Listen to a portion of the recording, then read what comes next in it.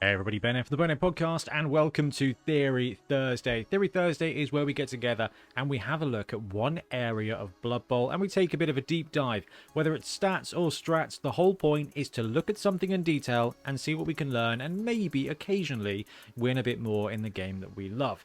So this topic this week is actually about building a team for a tournament. How do you choose what team to take? We kind of covered a little bit of this on the podcast the other week, but I really wanted to look into detail about what things to pick out from rule sets and things like that to kind of give you the best insight as to what team will do well in a tournament. So let's have a look at choosing a tournament team.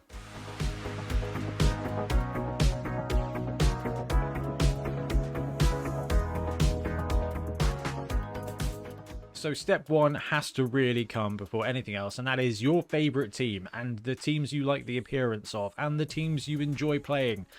Ultimately, if you're going to go to a tournament and you really love playing a team or you really want to try a team out, then that should trump absolutely everything. We're going to look at some kind of rule sets and ways that you can gain an edge by looking at a tournament rules set to choose your team. But ultimately, if you love playing Skaven, if you love playing halflings, if you just love playing a specific team, or you've only got one team, the great thing about Blood Bowl is that on any given pitch, any team can genuinely win. And every game of Blood Bowl tends to be a fun game of Blood Bowl. So if you've got a team you really love, or you really love the way that Khorne plays, ignore everything about the tournament rule set. Ignore everything and play that team, because that's what you're going to get the most out of. Now, for step 2 onwards, we're looking at how we identify areas in the rule set to give us an edge. So if you are up for playing basically any team at a tournament because you want to win as much as you can, then we'll continue. And it basically breaks down into a bunch of different parts. So the next thing you want to look at, if you're like, right, don't know what to run, not really fussed, I love playing Skaven, but I don't know, it wouldn't be the worst thing in the world to play something else. Let's have a look at the tournament format and see what I think is going to be good, what's going to get an edge. So here are the components, basically, of a tournament. Team value. How much gold do you get to buy what you can run? In that, skill allowance. Do you have to pay for your skills out of team value? Do you get SPPs? Do you just get allocations? And how will that affect your team choice? Star allowances. Are stars allowed? Are stars just allowed for tier 3? And again, how does that influence what you think is going to have an edge on the day? And also, it can give you a good idea of what you're likely to play against, which is also, I guess, another piece here, which is about reading the meta. Tiering. Are there tiers? Most tournaments use tierings. There are a lot of tournaments, however, that don't. Every team is just the way it is. And that, again, will influence you. And the scoring system on the day. What's the tiebreakers? Do you get bonus points? And what, again, that leads you to when it comes to choosing a team. Okay, so the first one was team value. So let's talk through team value and where that leads you. So broken it down here, the likelihood of a tournament falling into one of these is incredibly high, because it covers basically everything. So you got a low tournament value, which will normally be 1 million gold. There may be some tournaments that push it as to 800 or 900,000, but those are pretty much fair and they're pretty much far between. So I wouldn't worry too much about that. But there will be quite frequently a tournament that sits around the £1 million mark, 1 million gold mark with skills on board, because they want to go for the starter tournament, basically. So you've got low TV, you've got medium TV, which is basically what's expected, 1.15, so 1,150,000. You've got the low end at 1,100, and you've got the high end at 1,200. All of our tournament lists sit within that category, because that is by far and large the most likely area to be for a tournament, because you get basically enough of everything. Not so much that you run out of things to spend it on, but you are able to run almost everything you want to run. And that's, I think, the best way to play Blood Bowl. Then you've got the higher TV tournaments, so 1.3 million and upwards. They're less frequent, but sometimes you'll have a big chonky boy event where they're like, right here, you get 1,400 to build your team, including skills, go for it.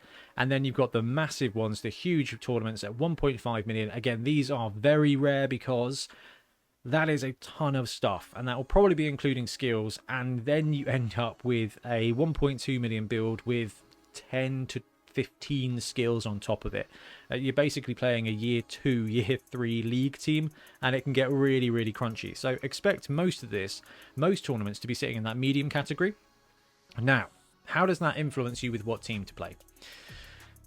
There are certain teams that do better at different values. So the better the tier, basically, the better the team will be at 1 million gold. So tier 1 teams will perform, in theory, slightly better at the lower end of the team value. And the reason for that is because they start off with everything. They start off with those intrinsic skills. That's why they're rated tier 1.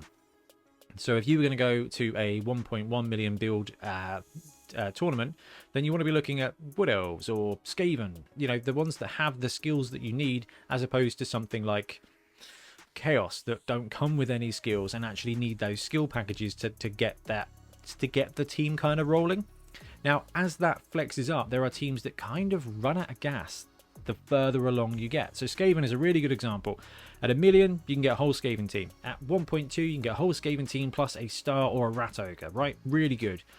At 1.3, you kind of run out of stuff to do, and then at 1.4, 1.5, then you kind of, I've got this and this and this and 4 rerolls and an apothecary, and you're kind of maxed out. Whereas other teams need that extra cash to buy those skills, so Nurgle, Chaos. Actually, when those teams get to 1400, including skills, they start to be pretty brutal because they've got the extra skills that kind of bring them up. They've got the block, they've got the sure hands. Now, once you've got block, dodge, and sure hands on a player, maybe a tackle, you kind of get what's the way to phrase this, a failing return on investment. So a Skaven player with 3 skills is going to make only a little bit more of an impact than a Skaven player with 1 skill in most cases, whereas when it comes to Chaos, the more skills you've got, the better your players are across the board. So lower team value, you want to look at tier 1.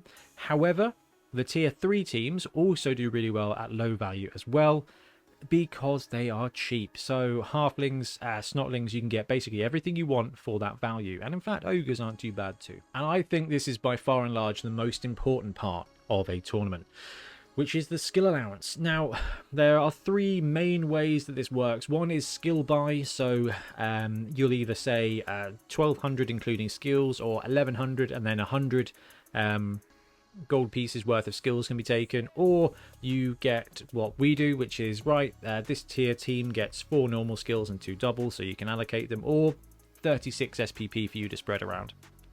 Ultimately, it doesn't really matter. What it will do though is it will guide you to know how many skills that you've got. So we've just talked about team value. If you're looking at a team that doesn't need a lot of skills, like Skaven or in fact Dark Elves, they just don't need a lot of skills, right? What they need is money to buy rerolls. When it comes to the Dark Elf team, having less skills in the skill package benefits those teams. If you've got a tournament where there's a ton of skills and a low team value, then actually those teams that don't start with a lot of skills are going to be the ones that benefit more from that, essentially. So you've got stacking rules and stat buys. Those will also influence you. Stat buy, you can buy a stat. This works really well normally on teams that perform okay with lower team value. So stat buys are excellent for tier 3 teams because you've normally got gold left over, you're normally getting bonus skills because you're such a terrible team, and let's face it, an Edge 2 plus Doom Diver is always a pretty fun thing to do. So when it comes to your skill allowance, it will normally flex by tier. So the tier 1 teams will normally get 100k or 4 or 5 skills, and tier 2 will get 150k or 6 7 skills, and tier 3 will get 200k, 8 skills. It will flex depending on the rule set, and that will be a really interesting one, because by this point you'll go, actually I kind of like this team, kind of like this team. What's the skill package say? Actually I only get 4 skills for those, I get 7 skills for that team. That's going to give me a bit more of an edge because I've got 2 free block players basically compared to this other skill. And that's what this part will kind of lead you to get a feel for. Okay, this is what I can buy, this is what I can upgrade, am I excited about? And then tiers. So I've been talking about tier 1, tier 2, tier 3 teams because, and there are some people out here that do not like tiers, but I'm afraid they're in the rules. It is a classification of the team, and the reason for that is because it helps to bundle up expectations with these teams. Tier 1 teams start with some core skills. They do things better than other teams. straight up. Tier 2 teams start off with interesting things, but less core skills. Less block, less sure hands, less dodge. In some case, none of that. And they focus on doing something different instead. And then you've got Tier 3, which generally speaking starts off with none of the core skills and a whole bunch of weird things as well. So you're normally looking at, stunty, dodge, bonehead, really stupid, all these nega traits and all that kind of stuff. While it doesn't necessarily rate the level of challenge for the team, Tier 1 have it easier, Tier 3, generally speaking, have it harder.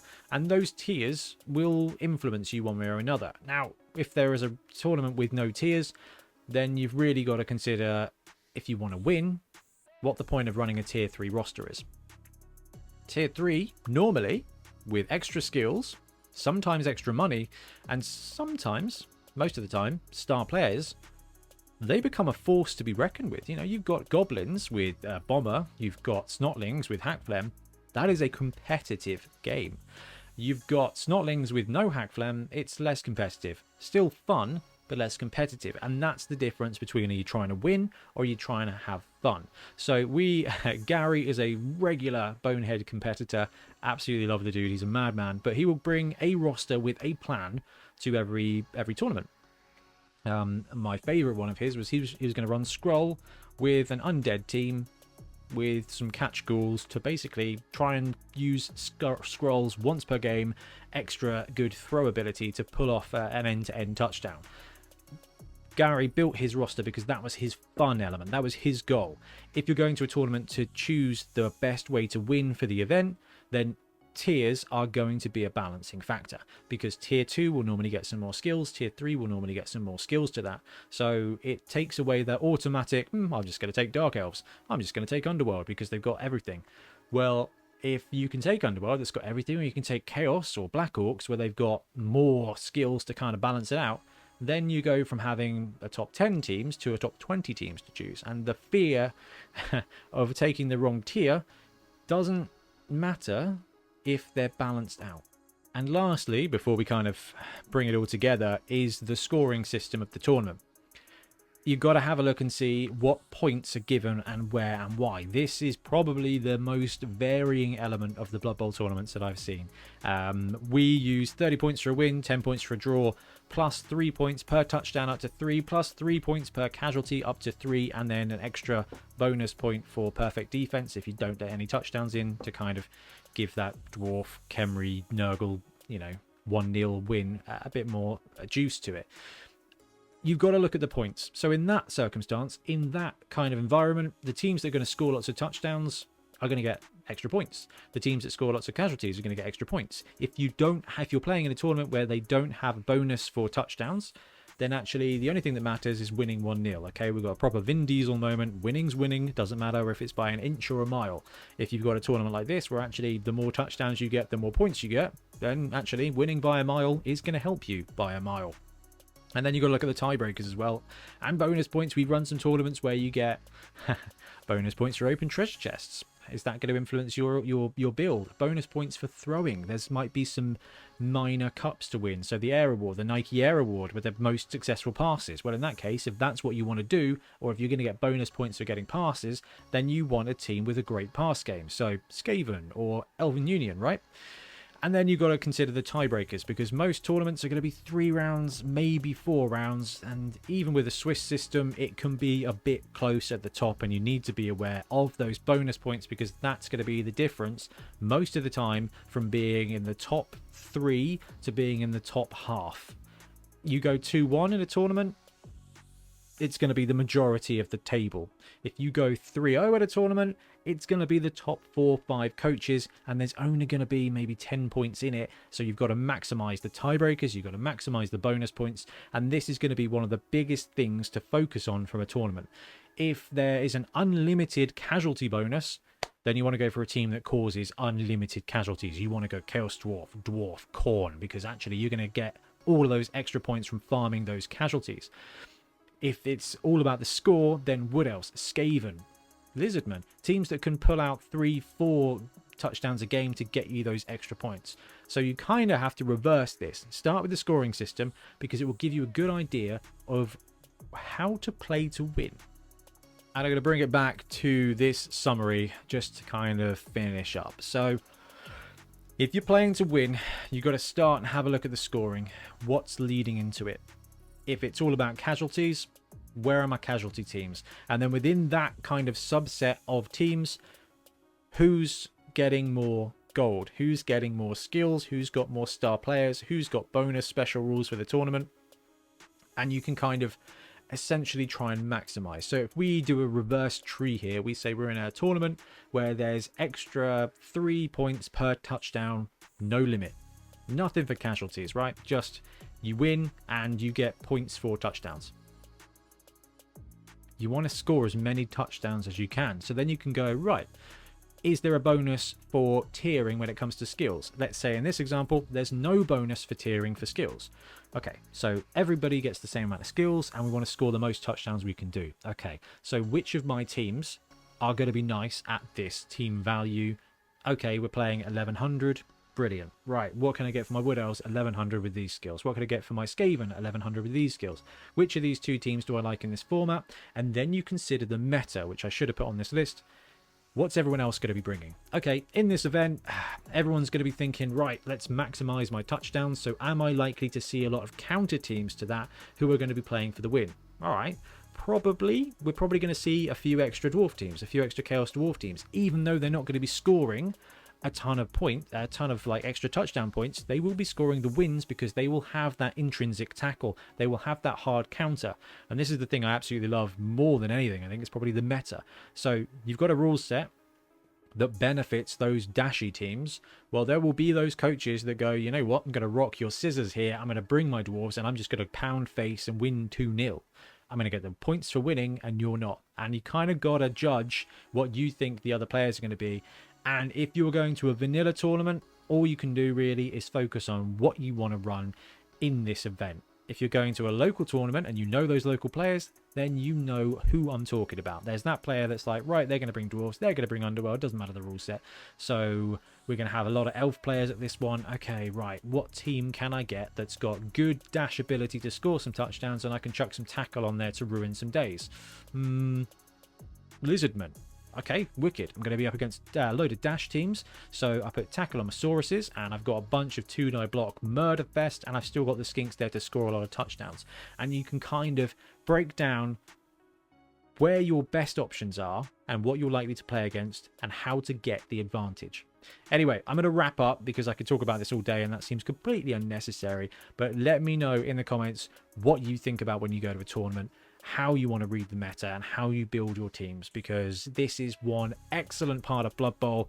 I love constructed Blood Bowl. I love League. That's where the stories are. But just that 1 day, 2 day tournament fest where you're trying to outsmart your opponent about 2 months in advance when you're building a team. It's just really exciting to me. Anyway, thanks very much for watching. We'll be back soon with more Blood Bowl content.